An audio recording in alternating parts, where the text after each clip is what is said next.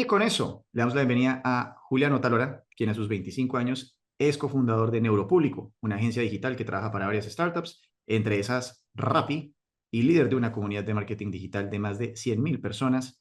¿Cómo va todo, Juli? Bienvenido nuevamente a Pasemos el Rato. Hola André, muchas gracias por la invitación. Súper feliz de estar acá por vez segunda. Me encanta tenerte acá nuevamente porque tú fuiste, bueno, eres un amigo del podcast, pero fuiste uno de los primeros invitados cuando yo todavía hacía esto ahí guardado en el closet de mi casa.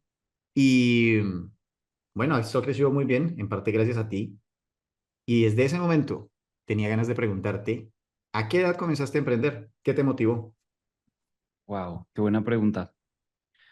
Mira que mi primer emprendimiento fue pasear perros. Yo creo que por allá a los 12 años, 13 años, porque resulta que me di cuenta que en Estados Unidos pues era un gran negocio y era una gran forma de hacer dinero. Entonces yo dije, venga, me copio de esto, porque yo busqué en internet, en Google, cómo hacer dinero hace muchísimos años. Y lo que me di cuenta es que los artículos en español eran bastante incompletos, pero habían unos en inglés muy buenos. Y uno de los negocios más buenos era pasear perros de los vecinos. Entonces, yo arranqué mi primer emprendimiento con mi marca que se llamaba Yo Paseo a tu Perro. Literalmente ese era el nombre de la marca. Hice un loguito, imprimí unos panfletos, le pedí a mi novia, en ese momento tenía a mi primera novia que me apoyó con el tema y salimos a la calle a repartir panfletos. Yo creo que tomamos unos 2 o 3 días repartiendo panfletos y encontramos un cliente. Ese cliente efectivamente nos pagó increíblemente bien. En ese momento nos pagó como 20.000, 25.000 pesos la hora, lo cual en esa época en Colombia era una locura, ¿sabes? O sea, es como mucho dinero. Y el problema era que el perro que tenía que pasear en ese momento era supremamente bravo, o sea, era furioso. Yo creo que por eso fue que me habían dicho que sí, porque se querían deshacer del pobre perrito. Y bueno, claramente cuando yo llegué a recogerlo, me dijeron, tenga mucho cuidado que ese perro es peligroso, yo no sé qué. Y yo, no, no, tranquila, yo sé cómo es. Pues claro, había pasado toda la noche anterior, literalmente, yo creo que unas 6 horas seguidas en YouTube, mirando cómo pasear perros, cómo dominar el tema de la cuerda. Eso es toda una ciencia, ¿no? Y efectivamente el perro me pegó unos 2 mordiscos, em, pero no importa, o sea, fue una gran experiencia, lo pasé 2 o 3 veces. No hubo más clientes, tuve que cerrar la empresa, pero ese fue como el primer emprendimiento que tuve en aquella época. ¿Y cómo comenzaste a aprender de redes sociales? Entiendo que si bien eres emprendedor desde antes, como acabas de narrar con esta divertida historia, o por lo menos curiosa historia, ¿cómo entraste en marketing digital? Entiendo que algo pasó con la empresa de tu padre. Ujú. Pues ahí viene lo bueno, ¿no? Entonces, parte por lo cual yo arranqué este negocio es porque desde muy pequeño siempre estaba el factor dinero en mi cabeza. Resulta que en mi casa, mi papá y mi mamá, fundaron una empresa hace muchos años, yo creo que hace más de 28 años, de decoración de interiores, de cortinas. Y resulta que, si bien cuando yo era muy joven, por ahí 6 8 años, pues había una economía familiar increíble, ¿sabes? Todo estaba saliendo muy bien. Pero a medida que yo fui creciendo y fui llegando a los 12 a los 13 14 15 16 el tema empezó a empeorar y no vendía lo mismo que antes la empresa y realmente siempre yo crecí como con la sensación de escasez de dinero, como que no hay suficiente, el dinero no crece en los árboles y eso un poco fue como marcándome y desde siempre entonces yo decía, güey madre, necesitamos solucionar esto, solucionar esto, solucionar esto. Algo pasó a los 16 muy grave y es que finalmente cuando yo tenía 16 años, entramos a una crisis financiera, digamos, ya demasiado marcada, muy cerca a la quiebra. Y pues me di cuenta de que tenía que cambiar la situación. Y habían dos opciones. O me quedaba en la cama debajo de las cobijas llorando y quejándome, diciendo por qué me pasa esto a mí, lo cual lo hice durante mucho tiempo. O opción dos, me paraba y decía, ok, tengo que cambiar esta vaina y no puedo dejar morir a mis papás. Esa es la forma como yo lo veía. O sea, yo sentía que se iban a morir Y en ese momento busqué en Google, de nuevo, Google siempre es un gran amigo para todos, y busqué cómo vender más, porque me di cuenta de que si lograba que el negocio familiar tuviera más ventas, pues efectivamente se iba a solucionar todo. Entonces busqué cómo vender más. Leí mis primeros artículos, encontré información muy mala al principio, como haz panfletos, pero yo ya había experimentado con panfletos, el negocio familiar ya había experimentado con panfletos y no es un método escalable, es muy malo vender con ese tipo de publicidad. Y en algún artículo encontré hacer anuncios de Google.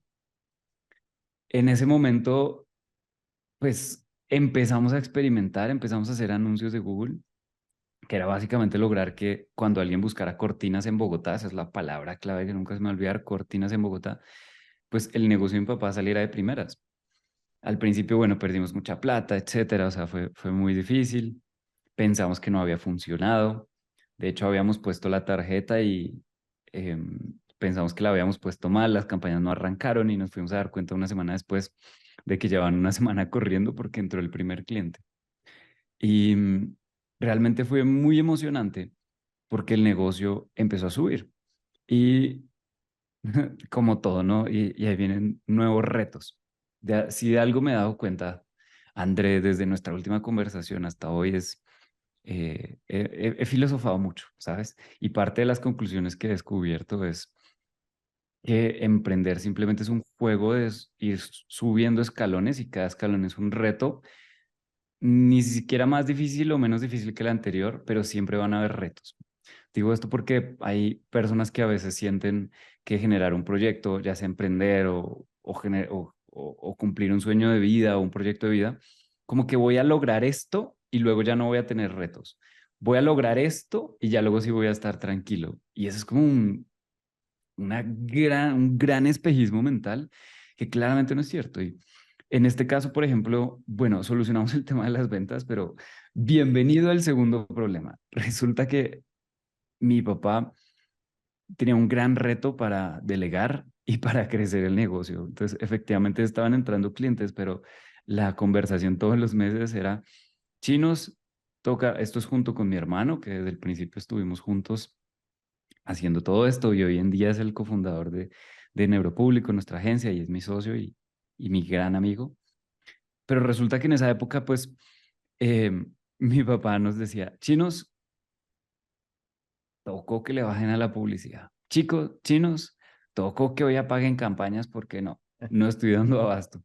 Entonces, para nosotros era muy frustrante porque era como, por Dios, o sea, es como contratemos, hagamos algo, solucionemos, va a entrar plata, por fin se nos va a solucionar la vida, etcétera.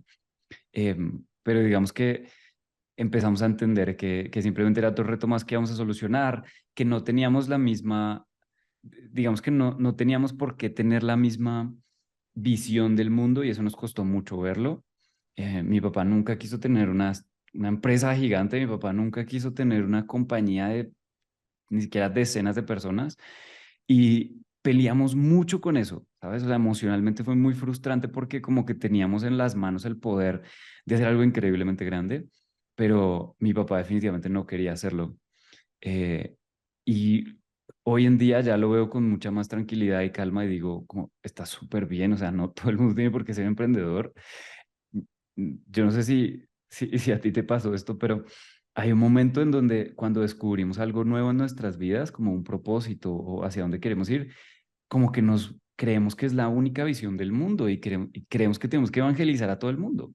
Una época en la que yo fui insoportable y perdí amigos porque yo a todo el mundo le decía, oiga, tiene que emprender, ¿cómo así? ¿Usted por qué va a ser empleado? Eso es muy tonto, ¿qué le pasa? Horrible, va a ser esclavo. Hoy en día me doy cuenta de que eso no tiene ningún sentido, que ser emprendedor no es mejor que ser empleado o colaborador de una empresa, es simplemente diferente. Si hoy en día yo pudiera ser el colaborador el número 2 o el número 3 de Apple, o sea, yo estaría increíblemente feliz. O sea, en donde sea que pueda ayudar más, impactar más el mundo, transformar más nuestra realidad, más feliz voy a estar. Independientemente de si soy el CEO, el fundador, el número 2, el número 10, o sea, bueno, ese es un gran tema. El punto es que tuvimos que empezar a solucionar el reto con mi hermano. de que mi papá pudiera crecer el negocio, llegamos a unos equilibrios y efectivamente empezó a crecer, empezamos a tener ya tranquilidad, ya la conversación todas las noches de no hay plata, etcétera, empezó a desaparecer y eso fue un gran alivio. Y ahí fue cuando nosotros decidimos fundar Neuropúblico, porque dijimos, a ver, o sea, si nosotros pasamos por este problema tan berraco, no es justo que haya otros emprendedores, empresarios que tengan que pasar años sufriendo la misma vaina. Pues Neuropúblico fue como nuestro canal para ayudar a más personas y asegurarnos de que más empresas descubrieran las redes sociales. Me encanta muchísimas cosas que contaste ahí. Número uno, me parece que hubo una frase muy importante que ahorita la voy a rescatar. Me encanta además que nos compartas todo este tema personal que creo que es tan importante porque muchas veces las personas ven como el mundo de los negocios de una manera muy numérica, muy fría, como que consideran que de pronto estos cracks, ¿no? Se hacen porque nacieron como virtuosos, como que tienen algo que es especial, pero no se dan cuenta que muchas veces se necesita es justamente un ajuste de tuerca, un cambio, un pequeño trauma en la vida que hace que uno piense de una manera distinta y piense como esos cracks que hay allá afuera. Entonces quiero decir unas más o menos tres o cuatro cosas. Lo primero, me encantó lo que dijiste de que si algo me he dado cuenta es que emprender es un juego de subir escalones, porque estoy 100% de acuerdo contigo que la gente o las personas tendemos a pensar como en que vamos a llegar a ese oasis, ¿no?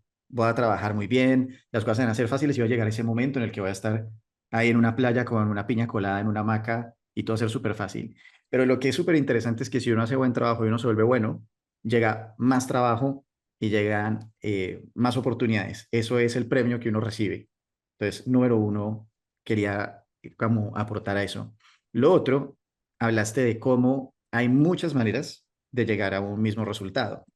Nuevamente, creo que otro de los estereotipos o clichés que hay allá afuera es un poco la fórmula del éxito, ¿no? La gente lo ve como un 2 más 2 igual a 4. Y este es un concepto que yo muy atrevidamente voy a decir que me lo inventé, que es el uno más 2 más uno es igual a 4. Hay otras maneras de llegar al mismo resultado.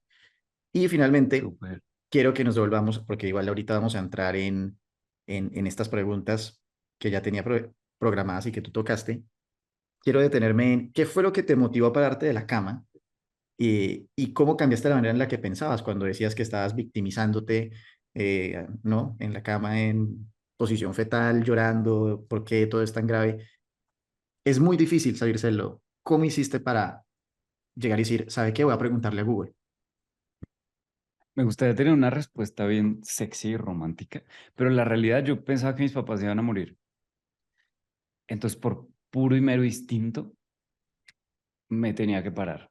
O sea, instinto, supervivencia, incomodidad, dolor, sentimientos bastante intensos, un poco negativos, pero que me di cuenta que gracias a eso hoy soy la persona que soy.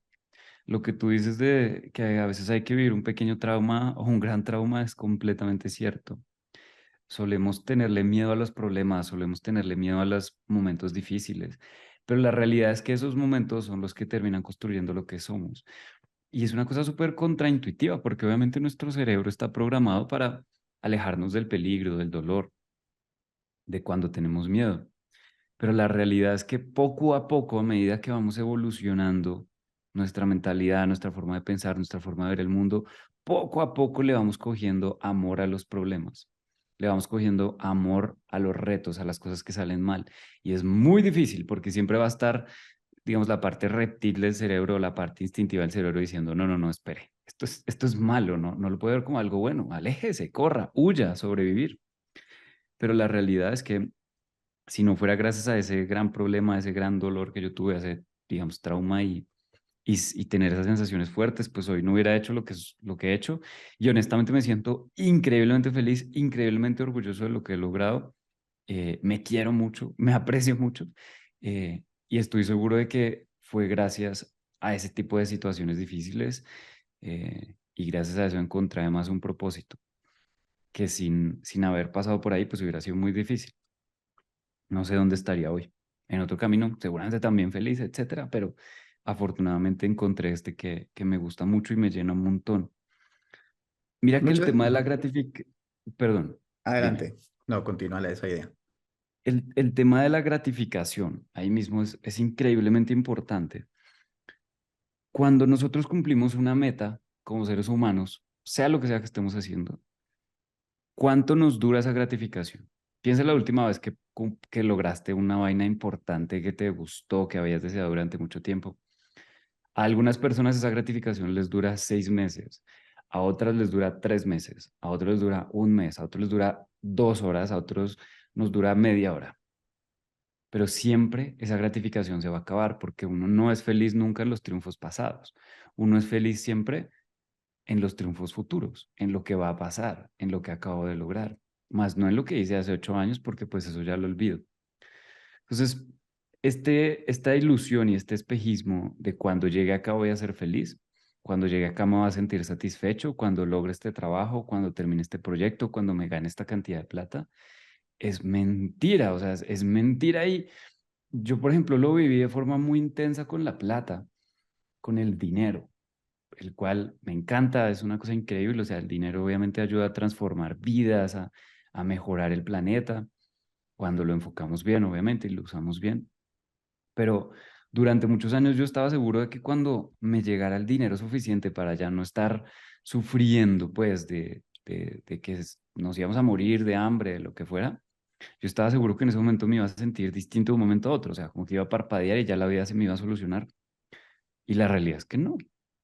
Cuando llegó el dinero a mi vida, de hecho tuve muchos retos interesantes. Como todo, siempre hay un siguiente reto. Y el reto es, si ya no tengo que trabajar por dinero, si ya no tengo que sobrevivir por dinero, sorpresa, tienes un nuevo reto. Tienes que encontrar una nueva razón para seguir adelante, una nueva razón para seguir creciendo. Y ahí es cuando uno empieza a descubrir que no se trata de llegar a la meta, sino de simplemente ir avanzando, sentir que uno va creciendo. Esa es o sea, literalmente la definición para mí de felicidad de un ser humano es estar avanzando, punto. Cuando alguien está estancado, cuando alguien está quieto, es cuando tiende a sentirse, vaya, un poco triste, incluso puede sentirse deprimido.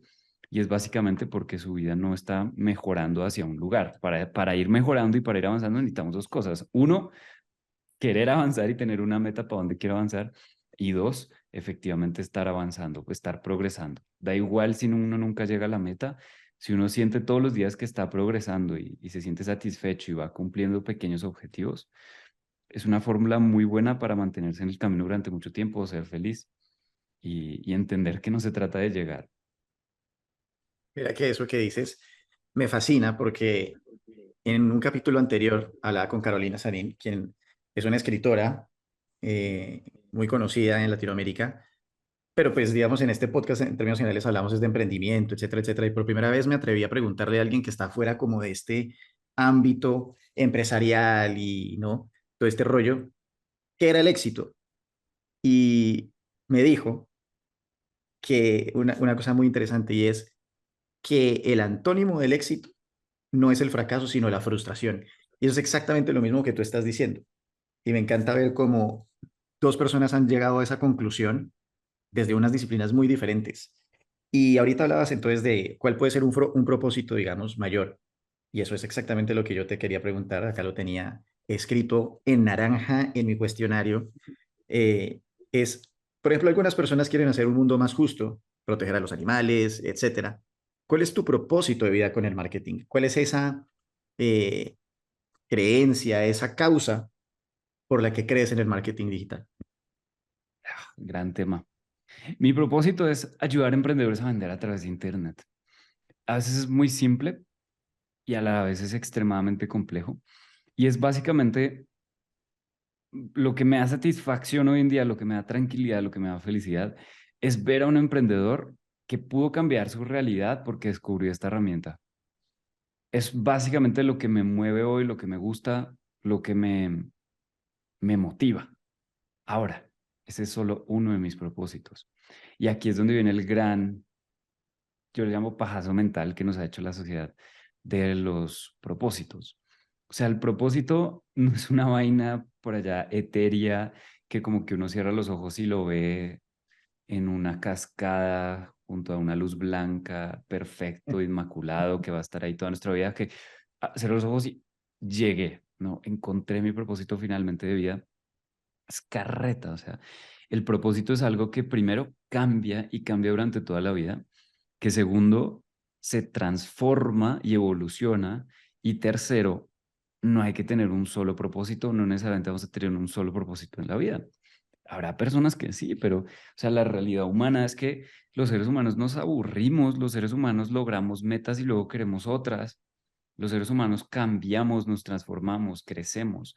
Y un solo propósito que nos hagamos, no sé, a los 18 años o a los 30 o a los 50, no nos va a durar toda la vida porque tiene que crecer, transformarse, evolucionarse con nosotros.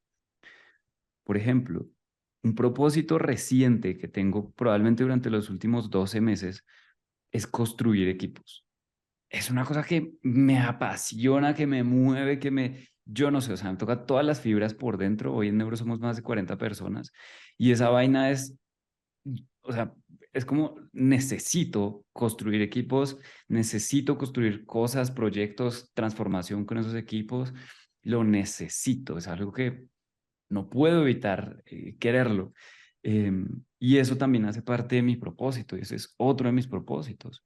Otro de mis propósitos es, por ejemplo, que mis papás, que si bien hoy ya tienen una tranquilidad increíble y pueden pasear y pueden hacer de todo, es que terminen de experimentar eso que de pronto no pudieron vivir cuando tenían mi edad, etcétera, porque tenían otros recursos, otras casas, etcétera. Ese es otro de mis propósitos.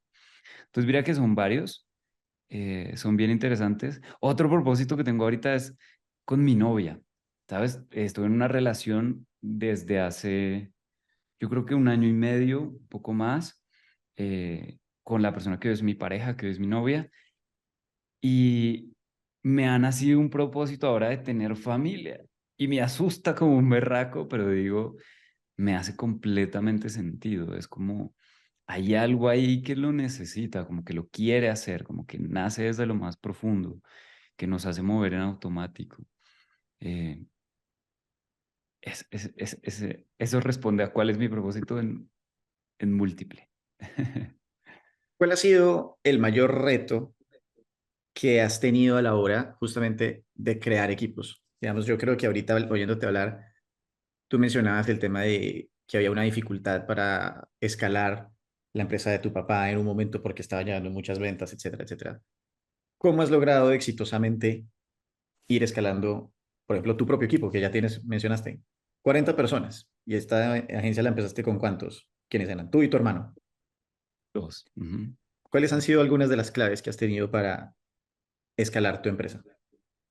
Gran tema, me encanta.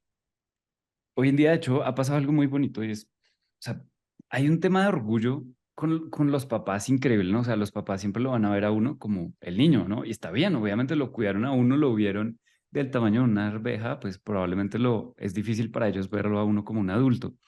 Pero hoy en día, después de tantos años, hemos llegado al punto donde mi papá nos ha pedido como consejos respecto a equipo particularmente, y eso, o sea, para mí vale más y me hace sentir más orgulloso a que llegue el presidente de Amazon y venga y me pida consejos, porque pues vi a mi papá toda la vida hacerlo y hoy en día como poder darle algunos tips es una cosa increíble. Mm, hay varios retos interesantes y a medida que uno va creciendo el equipo, los retos van cambiando. Por ejemplo, al principio, cuando uno tiene dos o tres personas, el reto es que esas personas se conviertan en uno, por así decirlo, en la forma de pensar, en la forma de tomar En decisiones para que clonarte, luego, ¿cómo?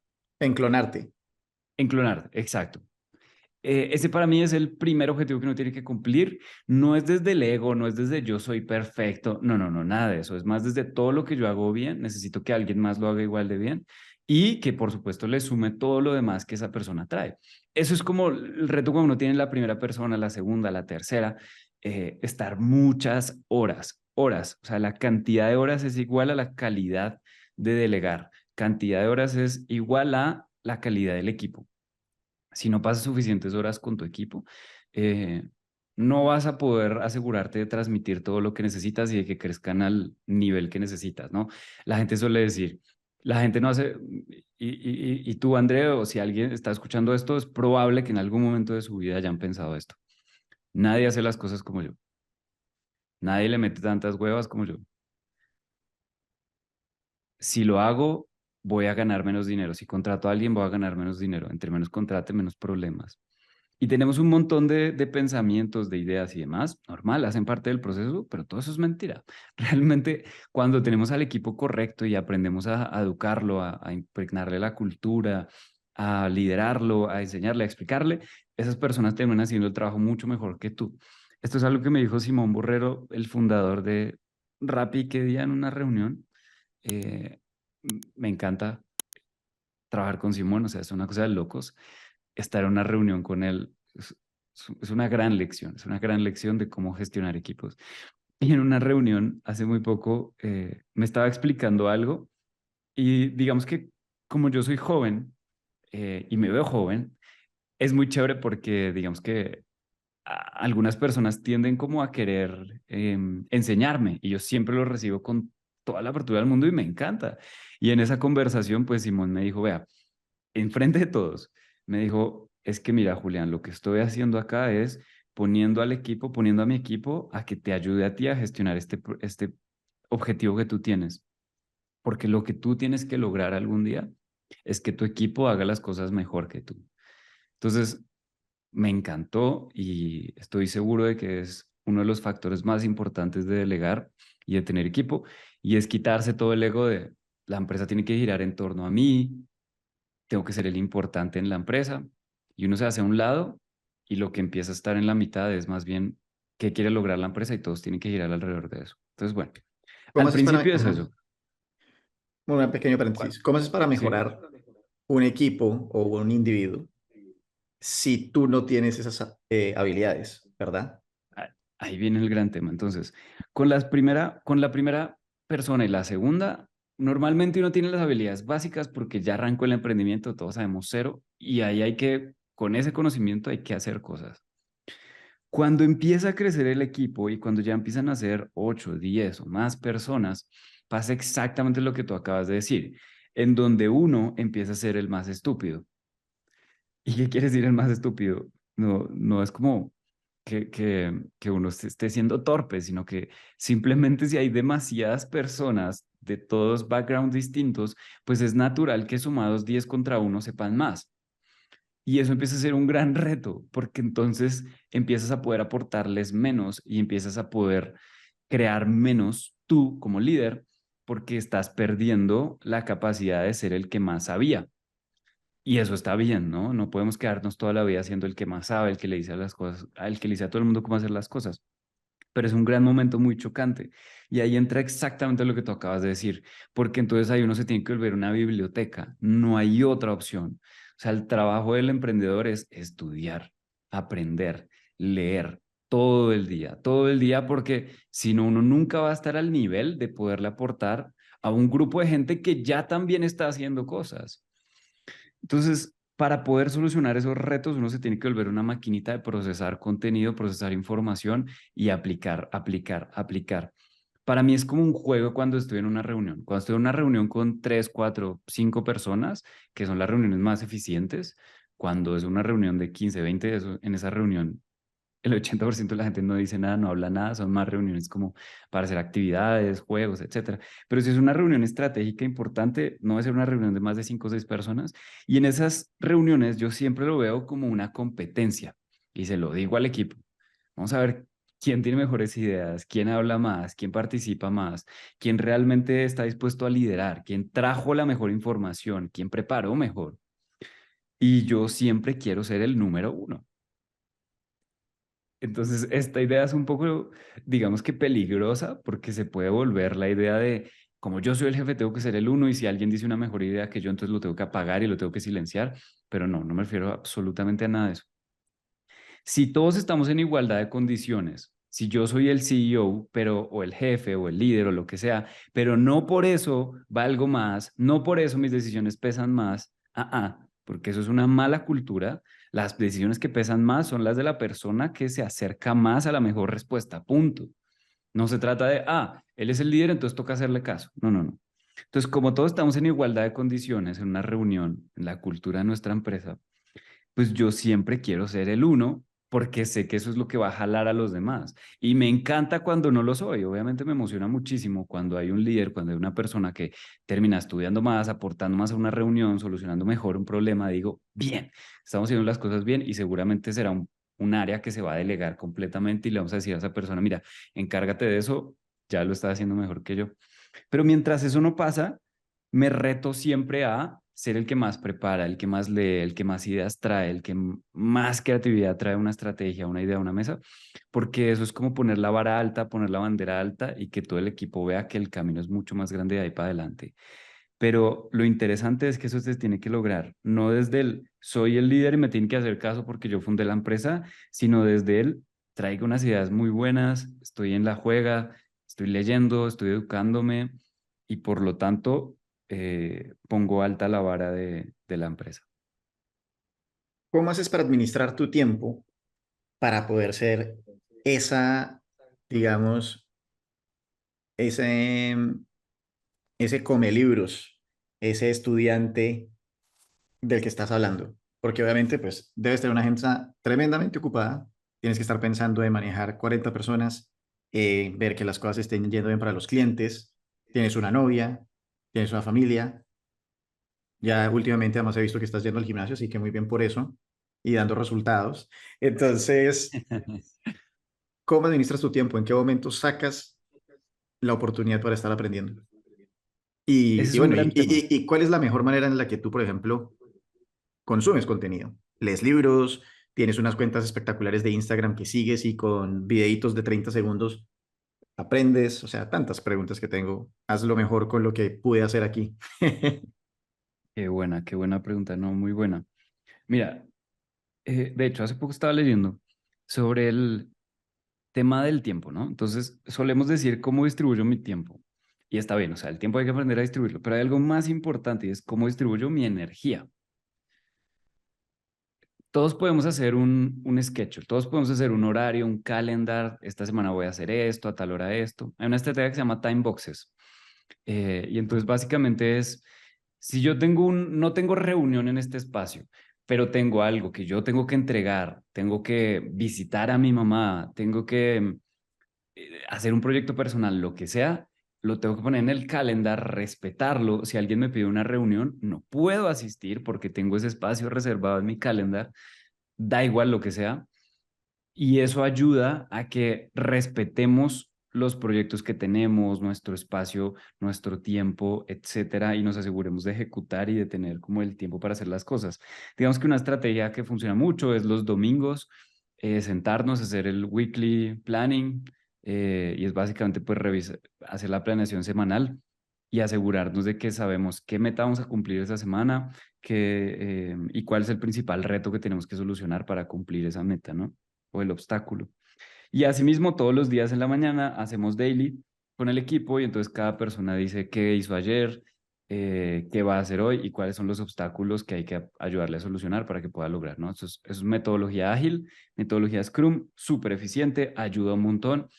Y digamos que cumpliendo eso ya uno tiene el 50% ganado y la vida del que sea que esté escuchando esto y no planee su semana y no planee su día, se le va a cambiar del cielo a la tierra sin duda alguna. O sea, no hay dudas en absoluto sobre eso. Ahora, viene el otro 50% que he descubierto recientemente.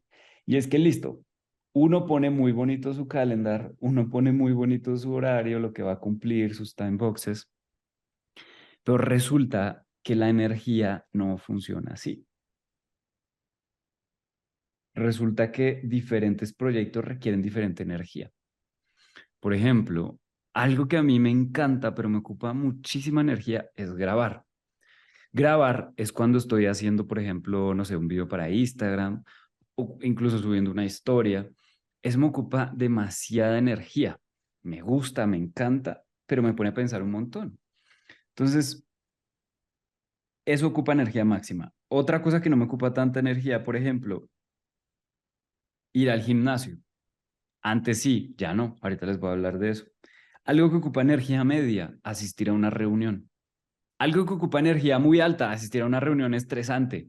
asistir a una reunión donde todo salió mal y tenemos que ir a solucionar, o alguien del equipo hizo algo muy grave y hay que solucionar un problema, no sé, legal, de recursos humanos, lo que sea, que pasa, obviamente, eso también requiere mucha energía.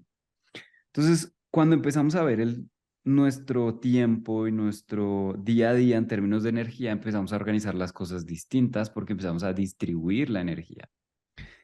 Por ejemplo, en la mañana solemos tener más energía que en la tarde. Bueno, esto depende de cada persona, ¿no? Pero se supone que en la mañana todos los cerebros, todos los seres humanos estamos mucho más dispuestos a hacer cosas que de pronto no nos gustan o que de pronto nos toman más, digamos, Fuerza voluntad. motivación, por así decirlo. Fuerza, voluntad, exactamente. Entonces, entendiendo eso, pues en la mañana vamos a poner las cosas más difíciles y las reuniones más dramáticas.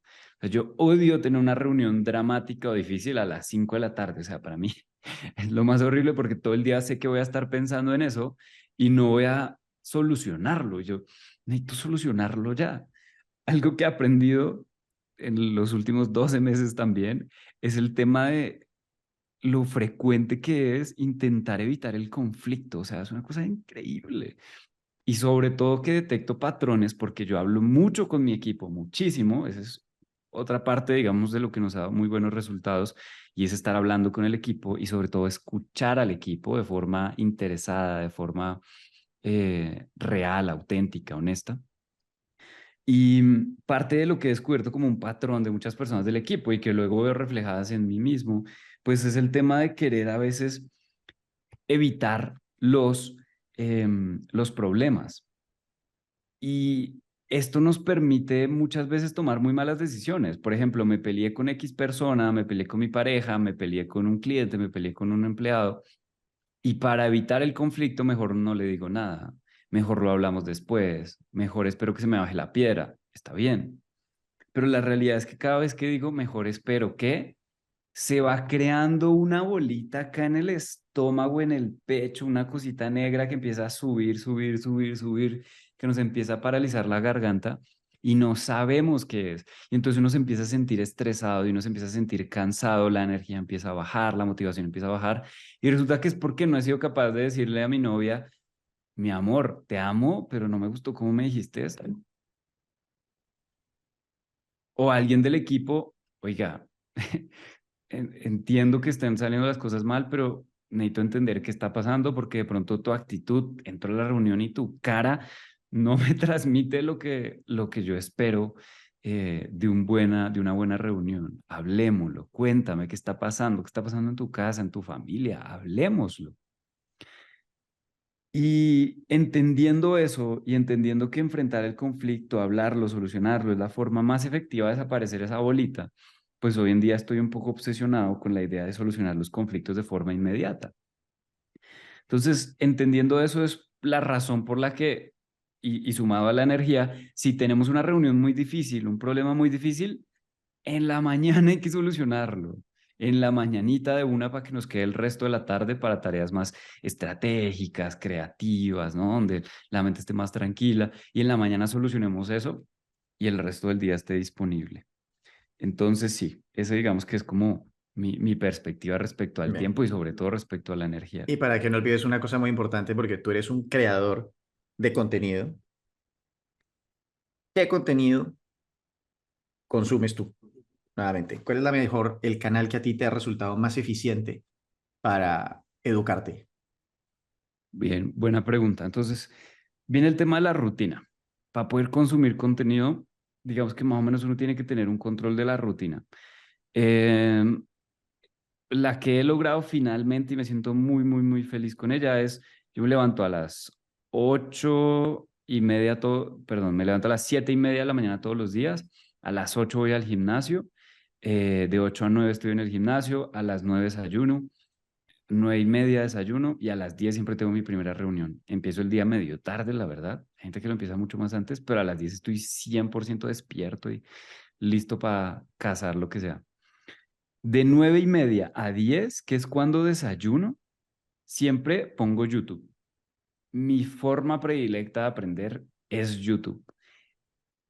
la lucho a veces y me decepciono un poquito porque como que no leo lo suficiente que me gustaría. Sí leo, y ya te voy a decir en qué momento lo pongo del día, pero no leo tanto y no me fluye tanto y no es tan fácil para mí. No sé si es por mi generación, no sé si es por mi edad que crecí con un celular en la mano, pero puedo pasar horas viendo videos en YouTube de emprendimiento, de liderazgo, de Scrum, de lo que sea, de marketing. Y siempre aprovecho ese momentico para desayunar viendo algo. Hoy, por ejemplo, y esta semana estoy súper pegado a Shark Tank. Es una vaina de locos, o sea, estoy adicto, sin exagerar. Yo creo que me he visto unos, no sé, unos 200 pitch sumados de México, Estados Unidos y Colombia, porque me encanta. Eh, no sé si a veces me pongo a dudar, ¿no? Y aquí viene el gran tema, como, ¿estoy aprendiendo o solo me estoy entreteniendo? Y es súper frustrante porque a veces también hay una voz que le dice a uno, pero relájese, ¿no? O sea, no todo tiene que ser productivo, pero hay otra voz que le dice a uno, ¿de verdad estoy aprendiendo o no? Bueno, yo creo que sí, espero que sí. Y me encanta mucho Shark Tank y he aprendido muchas cosas de cómo comprar empresas. Entonces, ese es un momento para consumir contenido. Y otro momento para consumir contenido es en la noche, antes de dormirse, estar en la cama media hora antes de dormirse y leer. Es algo que no he logrado dominar tanto como me gustaría, pero teniendo ese espacio ya predilecto, porque a veces me quedo en el celular viendo Twitter, o sea, es otra forma ahí de que consumo mucho contenido. A veces aprendo un montón. Esta semana, por ejemplo, leyendo a Elon Musk, toda la semana, ha sido una cosa espectacular, bellísima. Es una obra de arte ver el Twitter de Elon Musk, viendo todo lo que ha pasado con Twitter, que compró Twitter, que toda la media, todos los medios de comunicación gringos quieren que Elon Musk fracase, entonces hay muchas noticias de que Elon Musk va a fracasar y Elon Musk se les ríe en la cara y sube memes súper pasados, súper chistosos y básicamente es uno de los empresarios más grandes y exitosos del mundo y tiene tiempo para tuitear todo el día. Es una cosa de locos, bueno, como que hay muchos lugares para aprender, para consumir contenido, pero ese espacio de la noche trato de utilizarlo para leer antes de dormir, que además como que se le bajan a uno las revoluciones y pues uno duerme mejor, más tranquilo. Y finalmente Instagram, ¿sí? ¿No? Instagram, seguir cuentas de marketing, de emprendimiento. Antes creía que no funcionaba. O sea, yo por un momento tuve la creencia muy intensa de que para aprender o tenía que leerse un libro completo, lo cual obviamente funciona muchísimo, o verse un video de YouTube como sentado tomando notas. Pero cuando empecé a mirar de para atrás decisiones que estaba tomando y empecé a preguntarme de dónde obtuve la información para tomar estas decisiones, se vinieron a mi cabeza videos de 20 segundos de YouTube, perdón, de Instagram o de TikTok. TikTok sí lo trato de tener fuera de mi vida porque es horrible cómo es adictivo esa cosa. Instagram no es tan adictivo. Entonces, ¿cómo viene de videitos corticos tipo TikTok, pero en Instagram, en Reels? Con un pequeño consejo, con un pequeño tip que se quedó por allá en mi subconsciente, lo apliqué y me funcionó. Ahora, pequeño tip para que ese contenido realmente traiga resultados o lo apliquemos. Pues, por ejemplo, si yo veo algo muy bueno, de una cojo el link y se lo paso al equipo. O, mira, esta idea nos sirve para solucionar este problema. Con mi hermano, nuestro chat de Instagram son puros mensajes compartidos. No hablamos nada, solo él me manda algo, yo algo, él me manda algo, yo algo. Y, y eso nos funciona un montón. Entonces ya sabemos cómo consumes contenido, pero acá una cosa que es muy, muy importante, que es que tú eres principalmente un productor de contenido. Y hay muchas personas a las que les cuesta, inclusive a mí muchas veces me cuesta, que digo, ¿qué hago ahora? O sea, porque uno postea frecuentemente o infrecuentemente, no sé cuál de las dos puede llegar a ser peor escenario a la hora de uno empezar a quedarse sin ideas. ¿Qué estrategias utilizas para poder crear contenido constantemente? Gran pregunta, gran pregunta. Todavía estoy buscándola. La verdad es un gran reto. Mira, de hecho, que día vi nuestra cuenta de Instagram, marketing.julian. Llegamos a 600 publicaciones, algo como eso. Y es un trabajo por ahí de 2 años. Mm, digamos que sí publico contenido. De hecho, durante las últimas semanas o meses hemos publicado hasta 3 reels al día, 2 reels al día, 3 publicaciones al día. Y he aprendido bastantes cosas de cómo lograr esa constancia, pero la realidad es que es una búsqueda continua. Es decir, lo primero que te quiero decir es, o sea, no es como que me salga fácil, no es como que no la sufra. La realidad es que es muy difícil, o sea, es extremadamente difícil ser constante y ser consistente en las redes sociales. No es algo fácil. Y sumarle No además que sea contenido, no sé si la palabra de sería calidad. atractivo, pero porque hay ya tanta gente haciéndolo. O sea, hacer esto hace 4 años era mucho más fácil. En este momento hay 10.000 personas haciendo lo mismo que uno. De Perdón, acuerdo. continúa. No, no, totalmente de acuerdo. El tema de la calidad es impresionantemente importante.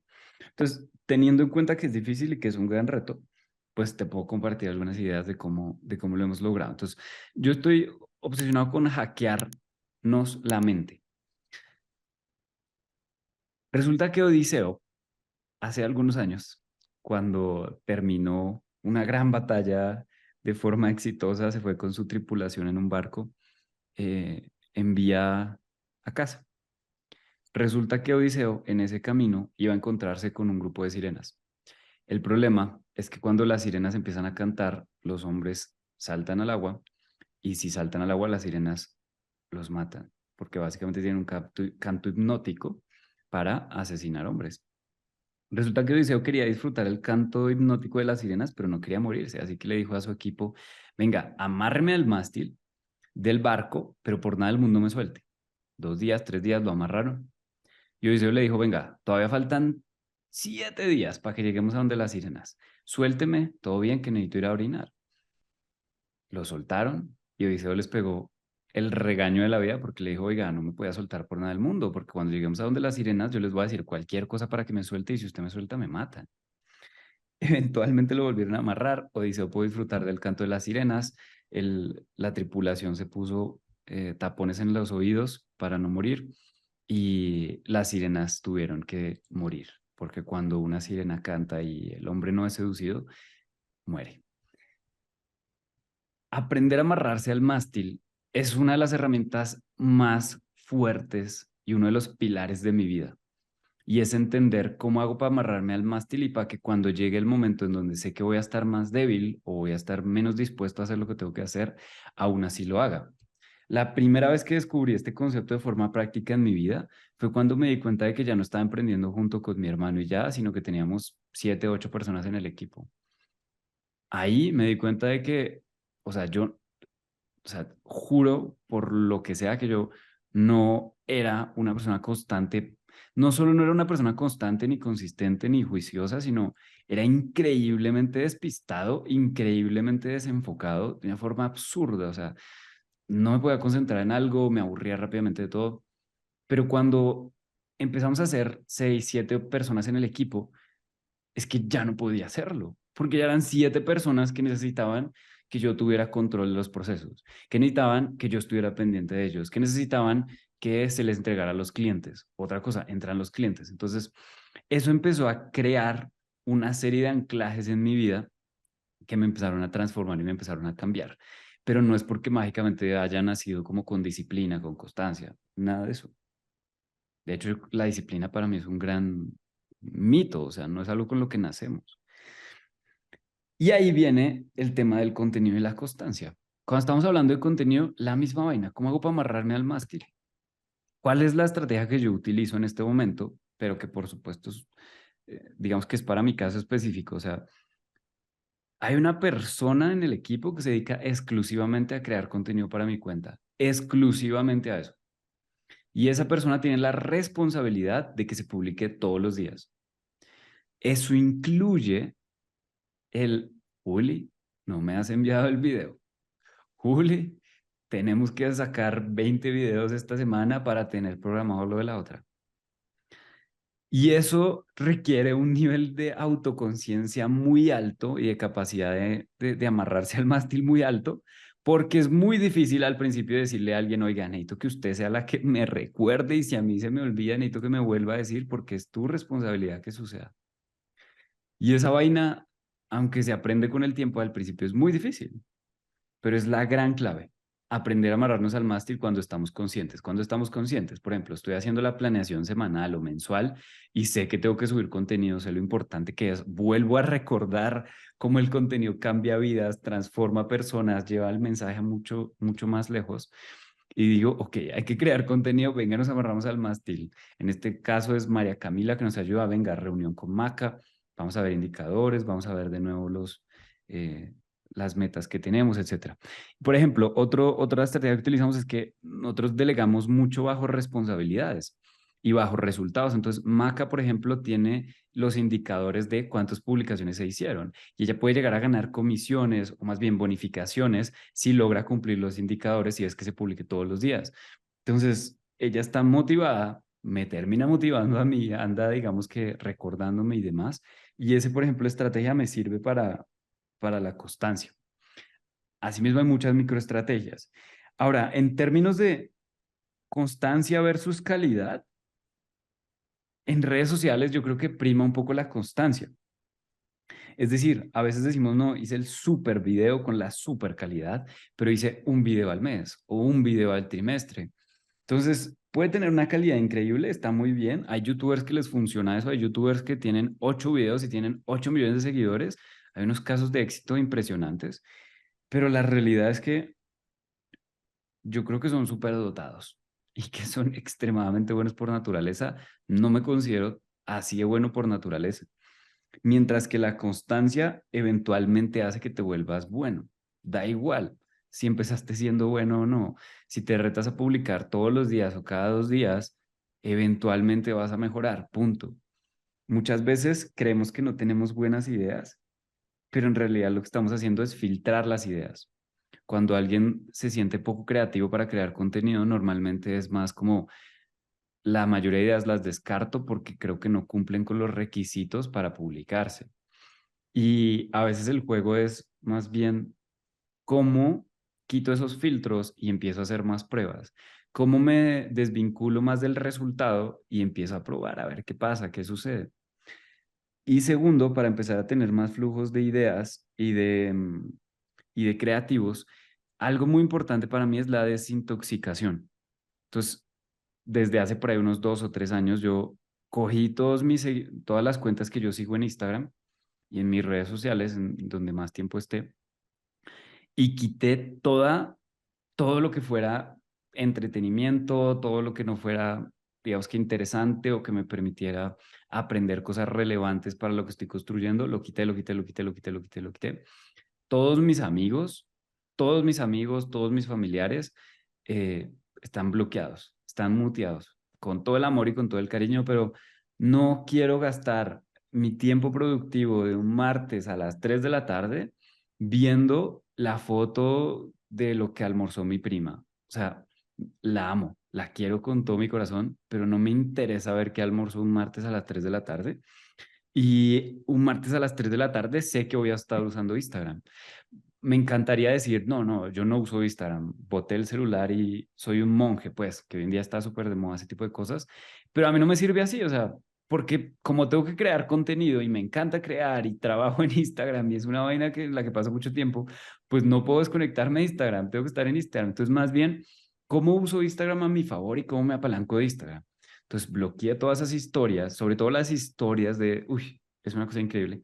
Y solo dejo historias y publicaciones de personas que admiro, personas que suben contenido interesante, contenido del que aprendo, y eso me permite mantener como un mayor flujo de ideas.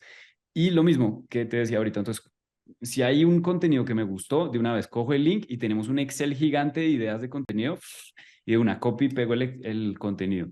Y muchas veces es modelar un contenido. O sea, la originalidad está mal entendida. Crear contenido no es como hacer algo como reinventar la rueda. No, o sea, la realidad es que muchas personas que ya han logrado cosas exitosas, ¿cómo cojo algo que funcionó y lo vuelvo único, lo vuelvo mío? Entonces tenemos una lista de publicaciones de referencias gigante de las que nos basamos y de ideas. Ese digamos que es como mi estrategia para ser constante y para mantener la creatividad.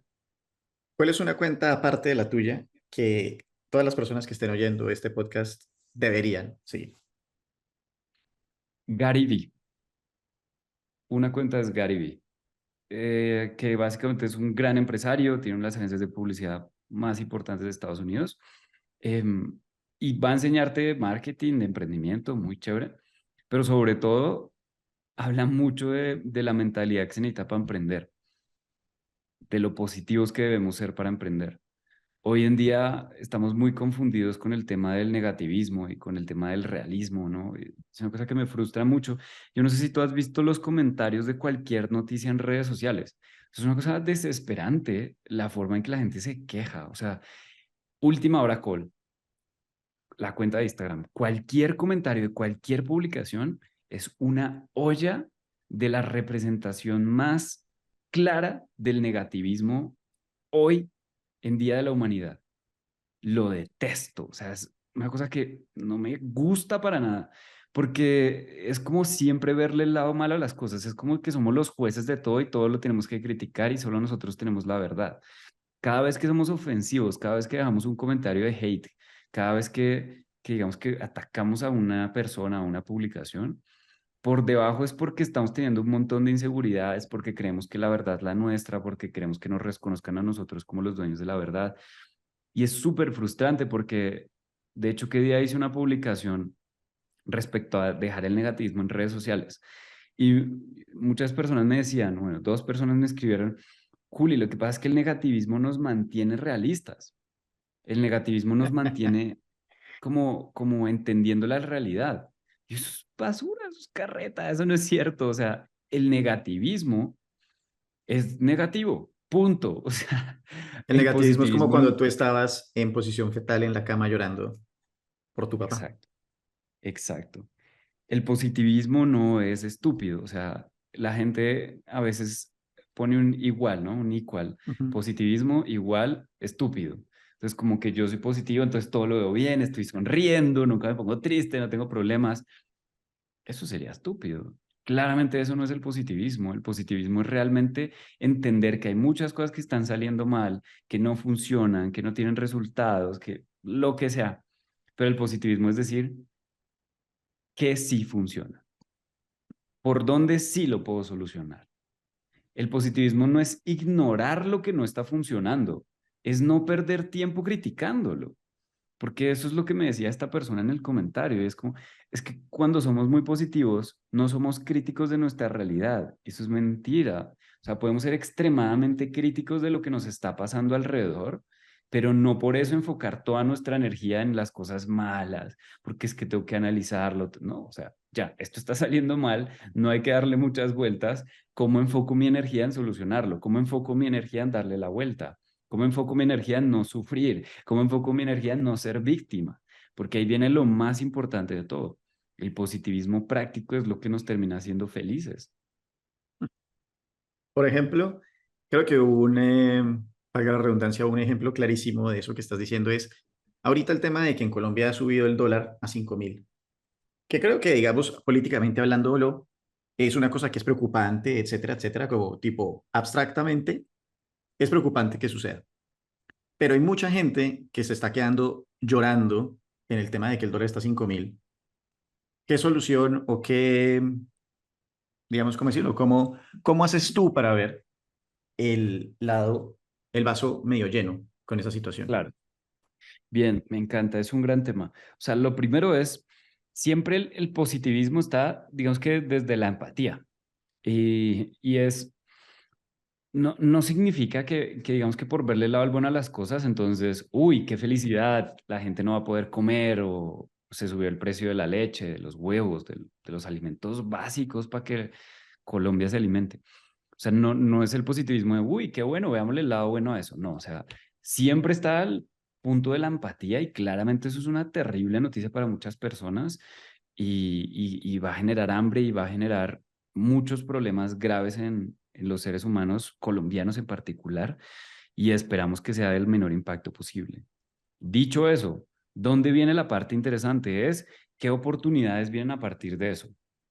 ¿Cómo hago para hacer parte de las personas que ven esa situación como una situación histórica en la que puedo transformar mi realidad? Hay algo que probablemente tú sabes, André, y es que en las crisis es donde más millonarios se crean y es donde más oportunidades hay, ¿no?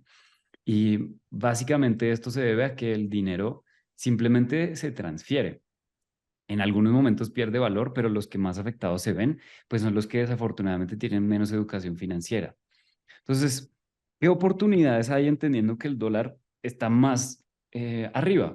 Pues claramente vender en dólares, ganar en dólares y gastar en Colombia. Ese es un escenario muy bueno, muy chévere, y hay varias formas para lograrlo. Por ejemplo, podemos crear un e-commerce online. Una persona que está desde cero, ¿no? Si ya eres un emprendedor, tienes un producto o un servicio, pues puedes vender tus productos o servicios fuera del país, dominar el mercado gringo, por ejemplo, o vender a nivel Latinoamérica en dólares, dolarizado, que también es muy posible. Y bueno, eso es como una opción, ¿no? Claramente. Pero si no tienes todo un emprendimiento o una empresa suficientemente grande, pues puedes crear un e-commerce desde cero y vender en todo el mundo en dólares, lo cual es una fuente de ingresos increíble, es muy buena. Puedes vender también asesorías de lo que tú sepas, vender tu conocimiento en Internet, y lo puedes cobrar en dólares, puedes dolarizarlo. Y básicamente la clave es ganar en dólares si el dólar está más caro. Eso no solo es, y esto suena un poco increíble, pero de verdad que es una gran oportunidad. O sea, si tú ganas en dólares y se sube el dólar como se está subiendo, tu poder adquisitivo automáticamente se va hasta el cielo. Entonces, de verdad es una gran oportunidad cuando se utiliza bien. Adicional que hay una cosa bueno, tú y yo hemos discutido en otras oportunidades, que es el tema de hacer productos digitales, ¿no? No necesariamente también se necesita como tipo ir y vender mis muñecos, no sé qué cosa, sino que uno puede vender un PDF de $5 a 1 millón de personas y entonces uno tiene ahí 5 millones de dólares, ¿verdad? Y cosas similares, o videos, o tutoriales, o cursos de lo que sea que uno haga. Entonces creo que eso, para terminar de complementar tu respuesta, Total. me parece importante. Hablemos un Total. poco de las redes sociales y su estado el día de hoy, antes de acabar. Tengo una pregunta muy importante. ¿Instagram está muerto o cuánto le queda para morir? ¿Qué visión tienes de Instagram en este momento? Gran pregunta. TikTok es la red social con más crecimiento de la historia y logró en mucho menos tiempo lo que logró Instagram, que es llegar al billón de usuarios. O sea, TikTok es histórico y básicamente el crecimiento que ha tenido y el crecimiento que va a seguir teniendo y la migración de usuarios va a ser muy dura y probablemente va a afectar muchísimo a Instagram y a Facebook y demás. Dicho eso, Instagram definitivamente no está muriendo, o sea, no ha dejado de crecer, eh, y probablemente es posible que acabe con TikTok. TikTok está creciendo un montón, pero no tiene la misma, digamos, base de usuarios madura que tiene Instagram. Instagram en este momento tiene la capacidad de tener más usuarios más maduros y cuando TikTok saca algo, lo único que hace Instagram es copiarlo. Y no solo lo copia, sino que además lo hace muy bien y le funciona de forma increíble. Reels claramente es una copia de TikTok, las historias es una copia de Snapchat, por ejemplo. O sea, simplemente copia y el competidor tiende a destruirse. Ahorita está esta aplicación de Be Real, en donde las personas tienen que tomarse una foto cada 2 minutos. Es una red social que está muy de moda entre centennials y básicamente lo que permite es que la gente se tome fotografías sin Photoshop, sin nada de eso, sino que sea la foto del momento. Esta red social, lo más seguro es que va a desaparecer. ¿Por qué? Porque Instagram está a punto de copiar eso. Está a punto de copiar esta metodología y tiene mucho más usuarios, mucho más dinero, mucho más todo. Virreal es muy pequeño. No hay muchas razones para quedarse ahí cuando hay pocas personas. Entonces, Instagram es muy fuerte, es gigante y digamos que tiendo a no desestimar a Mark Zuckerberg, que hoy en día está siendo muy, muy odiado y muy criticado, porque básicamente, como sabemos, pues le cambió el nombre de Facebook a Meta y todo su enfoque está en el tema de la realidad virtual y la realidad aumentada. Básicamente su propuesta es el futuro va a ser allá. Es algo muy interesante escuchar a ese loco porque es como yo crecí mi empresa conectando seres humanos. Mi pasión, mi propósito es mejorar las relaciones humanas. Ya lo logré con Facebook, ya lo logré con Instagram. Y el siguiente paso lógico es con realidad virtual y realidad aumentada y tiene todo el sentido del mundo. Y esto es muy polémico, ¿no? Porque entonces la gente dice, no, entonces en el futuro todos vamos a andar con esas gafas y esos lentes como unos robots y no van a haber seres humanos tocándonos la realidad. Pero es como las redes sociales, o sea, tú puedes utilizar Instagram y Facebook para ayudar al mundo, para conectar con familiares con los que no te ves hace mucho tiempo o para perder todo el día viendo memes o viendo noticias negativas. O sea, las redes sociales per se no son buenas ni malas, depende de tú cómo las uses. Y lo mismo pasa con la realidad aumentada y la realidad virtual. Si de pronto no puedes, llevas, no sé, 5 años, 3 años sin ver a tu familia porque eres una migrante y estás en un país en donde no puedes salir y tu familia no puede entrar, pues vaya que la oportunidad de poder ver a tu familia en 3 dimensiones, lo cual está a punto de pasar en unos años, en 3 dimensiones, sentirla como si estuviera ahí, mirarla alrededor, escucharla, pues va a ser una experiencia emocionalmente muy bonita, increíble y que no podrías lograr de otra forma.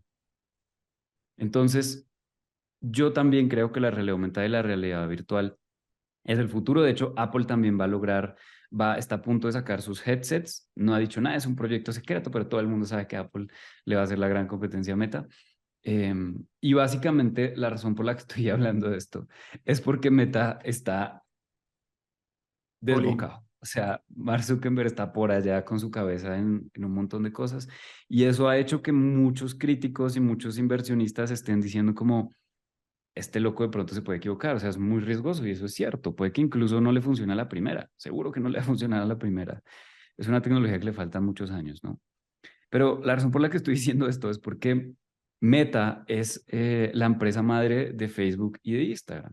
Y eso implica que él ya está viendo el siguiente paso, entonces como que Instagram y Facebook empiezan a verse un poco del pasado, empiezan a verse un poco quedados. Pero la realidad es que tienen demasiado dinero, demasiado éxito, es difícil que se dejen atrás.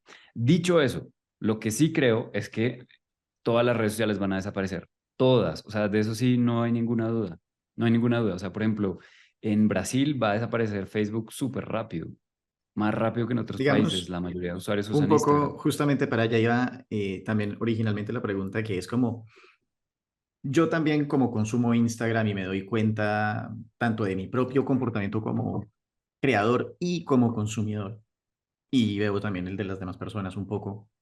Si empiezo a notar que hay cosas que a la gente ya le están aburriendo, ¿qué cosas crees que definitivamente ya la gente ya no soporta, por ejemplo, en Instagram? ¿Y qué cosas sí siguen funcionando?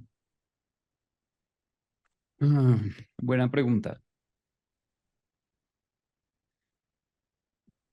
Digamos que no hay como un tipo de contenido específico, como que la gente no soporte, es muy relativo, pero precisamente para eso está evolucionando el algoritmo de una forma impresionante. La última actualización que tiene el algoritmo de Instagram es muy TikTok y es que ya no te van a salir publicaciones solo de personas que sigues, sino que desde hace ya varios meses te salen es publicaciones de personas y de cuentas que Instagram cree que te van a gustar. Entonces, las probabilidades de que se vuelva un lugar aburrido empiezan a disminuir a medida que tú usas más la aplicación, porque la aplicación simplemente empieza a descubrir qué es lo que te gusta y qué es lo que no, punto. Y si algo te empieza a aburrir y dejas de interactuar, te va a empezar a mostrar otra publicación. Es algo que hace TikTok muy bien y hoy está empezando a hacer Instagram. Entonces realmente está evolucionando precisamente para blindarse de eso. Hay personas que odian los cambios, ¿no? Como todo. Por ejemplo, Kylie Jenner, bueno, resulta que Instagram sacó una actualización en donde el feed, el feed principal, el feed se veía con solo reels, como TikTok. Entonces ya no veías las fotos cuadraditas, sino solo reels. Entonces Kylie Jenner, una influencer importante, dijo como, qué asco, o sea, Instagram se volvió terrible, yo no sé qué, devuélvanme Instagram. Y claramente hubo mucho hate a esa actualización de Instagram que hizo solo a un porcentaje pequeño de la población. Ellos hacen sus actualizaciones así, ¿no? O sea, actualizan al 5 o 10% de los usuarios, menos, miran cómo reaccionan y si reaccionan bien, luego sí le ponen esa actualización a todo el mundo. Y Kelly Jenner justo estaba en ese parche. Y el hate fue tremendo y salió Adam Mosseri, el CEO de Instagram, diciendo como, chicos, la cagamos, nos vamos a devolver a lo que de verdad es Instagram. Instagram es fotos, entonces nos devolvemos. quitaron esa actualización e hicieron esa prueba. Entonces, a lo que voy con esto es que son increíblemente buenos en hacer pruebas, en lo que deberíamos ser buenos todos los emprendedores, en hacer pruebas, en testear, en transformarse, en pivotear, por lo cual es muy, muy, muy difícil que desaparezcan en el corto plazo eh, y que se vuelva aburrido. Es más como que cambian los tipos de contenidos y Instagram está preparado para lograrlo. Y Twitter, ¿qué opinas entonces ahora de lo que mencionaste? Por lo que veo, tú eres pro Elon Musk y lo que está haciendo, aunque hay mucha gente que se está burlando de él y dice que es un burro y que se está tirando, comillas, la mejor red social que hay. ¿Qué tanto de lo que estamos viendo, por ejemplo, es realmente como orquestado para hacer engagement o simplemente él está desesperado viendo a ver qué hace? No sé, dame un poco tu vista general de la situación de Twitter. Me encanta esta pregunta. Estamos en un momento histórico. Un loco que hace muy visible sus decisiones, su forma de gestionar, compró una de las redes sociales más grandes del mundo y de un día para otro echó a todos los directores y se volvió el líder general de la empresa. Esto es historia pura. O sea, ¿cuándo hemos visto a Mark Zuckerberg contando en Twitter qué hizo hoy, a quién despidió? O sea, jamás. Y mucho menos a ninguno de los otros CEOs o fundadores de TikTok, etcétera. Así que es un momento histórico y yo lo veo más como una ventana. Es un momento para ver por dentro cómo funciona una gran empresa y cómo funciona un gran emprendedor. Elon Musk está siendo muy criticado porque básicamente está rompiendo muchas cosas dentro de Twitter. Literalmente le dijo a las personas, o trabajas hardcore, esa fue la palabra que utilizó, no voy a cambiarla porque hay muchos medios que la han cambiado, por ejemplo, en última hora, bueno, en algunos medios en español cambiaron eso y pusieron como, Elon Musk dijo, si no trabajas horas extras, te vamos a despedir, cuando él no dijo eso. Clásico. Puede que lo haya sugerido, pero no es lo mismo. Y bueno, los medios tienden a tergiversar mucho la información, pero entonces cuando no vas a la fuente, ahí nos entorpecemos un poco porque no estamos viendo la realidad de lo que pasó. El caso, pequeños detalles, pero Elon Musk dijo, si no trabajan a un nivel hardcore, por favor, vamos a prescindir de ustedes, los vamos a dejar ir, ¿no? Entonces, resulta que le renunció más del 50% de Twitter. Una completa locura, o sea, es una cosa histórica. Entonces, claro, se le fue el 50%, tuvieron que cerrar las oficinas porque se dieron cuenta que iban a tener unos problemas de seguridad muy tremendos porque más de 2.000 personas que ya no trabajaban en Twitter tenían acceso a todo Twitter, a los servidores, a los programas, al Slack, etcétera. Entonces, tuvieron que cerrar las oficinas por un tema de seguridad, por los despidos masivos. Y claro, todos los medios empezaron a decir, lo sabíamos, Elon Musk no va a poder, Elon Musk realmente va a fracasar, por favor tengan cuidado, empiecen a guardar su información de Twitter porque va a quebrar, se va a caer la aplicación. RIP Twitter fue el hashtag más importante, todo el mundo estaba seguro de que Twitter se iba a acabar, que había destruido la aplicación. Lo primero que hace Elon Musk es poner un meme de una tumba y el icono de Twitter. RIP Twitter.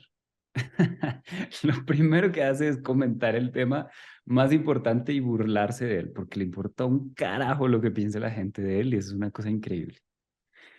Twitter no se cayó y no solo no se cayó, sino que siguió en pie. Obviamente están teniendo problemas y demás y retos, pero siguió en pie. Y eso simplemente pues terminó demostrando que había muchas personas que de pronto no estaban haciendo grandes cosas dentro de Twitter.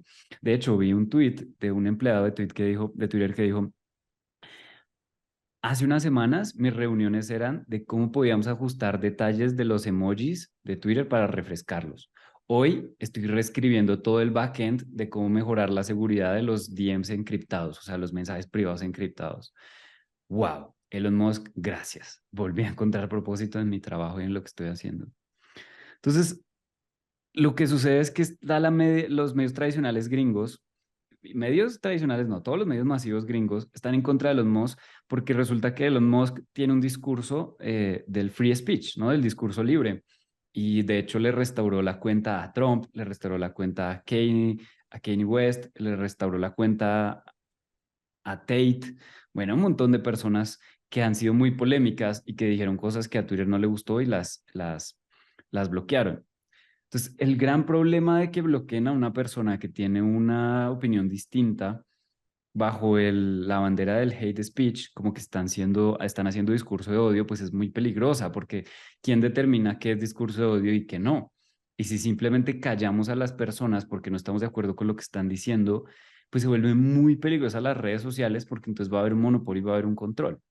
Ahora, eso no significa que la gente entonces pueda poner ahí cosas horribles o pueda como incitar al odio o a la violencia, pero como que hay que redibujar las líneas de qué sí se puede decir y qué no, porque al fin y al cabo hay que poder hablar más o menos con tranquilidad, no podemos estar con susto a que nos van a banear si expresamos una opinión, así no estemos de acuerdo. Yo no estoy de acuerdo con muchas ideas, digamos, súper republicanas gringas, que es como lo que Elon Musk está activando, pero eso no significa que no las pueda escuchar o me parezcan súper interesantes o las puedo analizar, etcétera.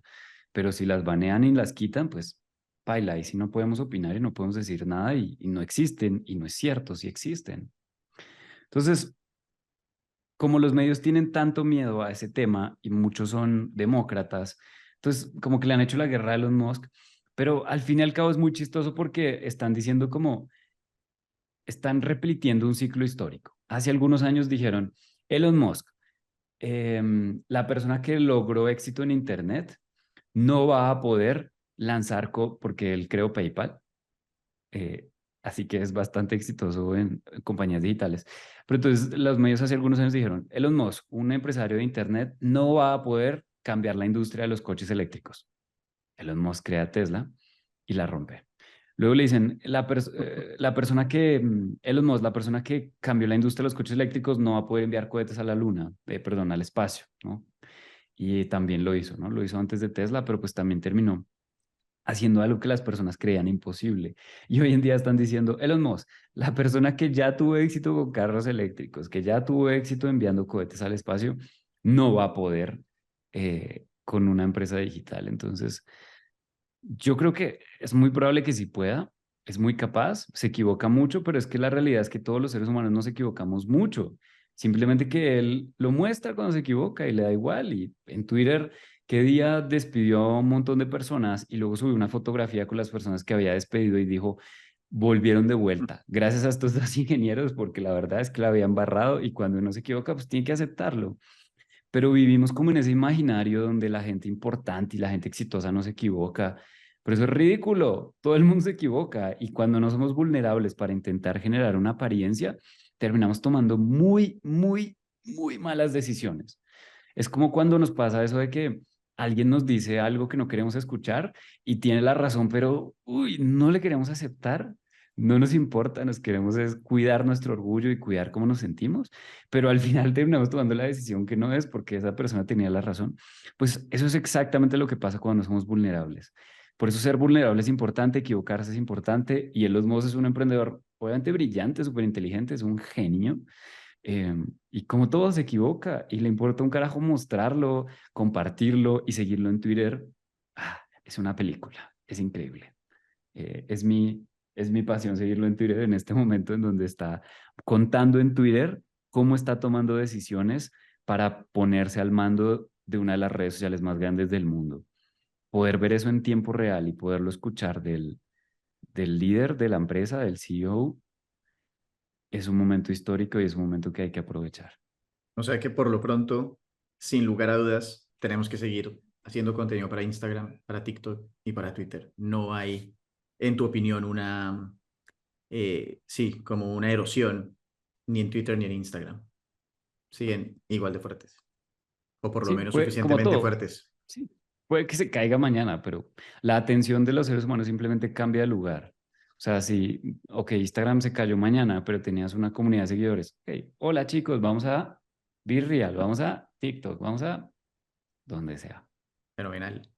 El gran Juli, como siempre, en verdad, oro puro aquí en este programa el día de hoy.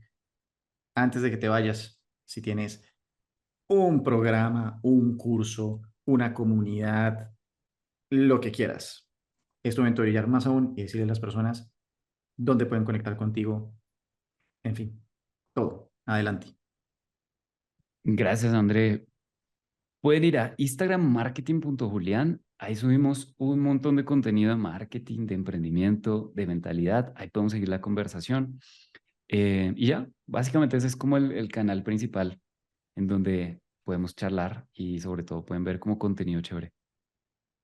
Juli, me encantó volver a verte. Muchísimos más éxitos. Se quedaron una cantidad de temas en el tintero. En verdad que uno contigo pues puede hablar horas y horas y horas y horas.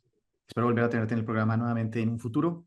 Y nada, te deseo que ya vayas a tu primera reunión pesada del día y un gran abrazo. André, muchas gracias. Eres un crack. Lo que estás haciendo con este podcast es una cosa increíble. Los invitados que tienes después de verlos y después de estar yo, es como, uy, me siento feliz. Espero estar al nivel. Y me Sin pongo duda. muy feliz por lo que estás logrando, André. Te felicito y eres un mega crack. Muchas gracias. Un gran abrazo, Juli. Chao, chao. Dale, chao pues. Bueno, si llegaron hasta este momento significa que pasaron un muy buen rato. Si quieren ver el podcast completo, hagan clic acá y no se les olvide prender las notificaciones para ser los primeros en saber cuando hay un nuevo video. Nos vemos.